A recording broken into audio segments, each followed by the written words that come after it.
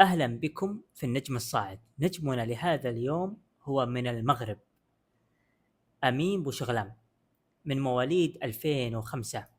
نجم ومهاجم لازراي وجدة المغربي، حيث يقول أمين أني لا أجيد مركز المهاجم، ولكن المدرب وضعني مركز المهاجم وأنا أفضل مركز الدفاع والظهير الأيمن، ولكن يراني المدرب أني أبدع كثيرا في مركز المهاجم.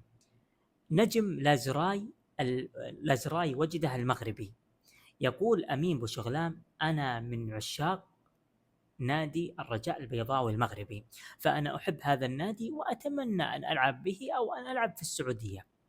أمين بوشغلام يقول عن نفسه: أني أجيد مركز المهاجم ولكن لا أكتشف نفسي هكذا، إلا أن المدرب له نظرة خاصة. نتعرف سويا على نجمنا لهذا اليوم من المغرب، ونجم لازراي وجده المغربي.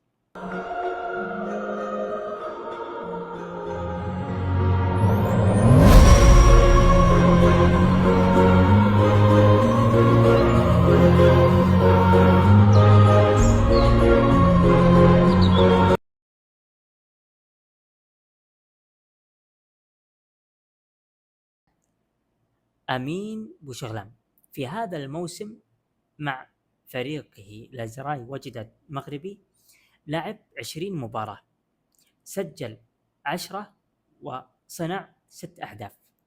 أمين بوشغلام اسم قادم في ناديه وفي سماء المغرب، لعب مباراة واحدة مع منتخب بلاده تحت 14 سنة.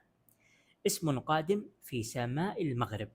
أصدقائي، كما عودتكم كان معكم محمد الإبراهيم من برنامج نجم الصاعد. كونوا سعداء.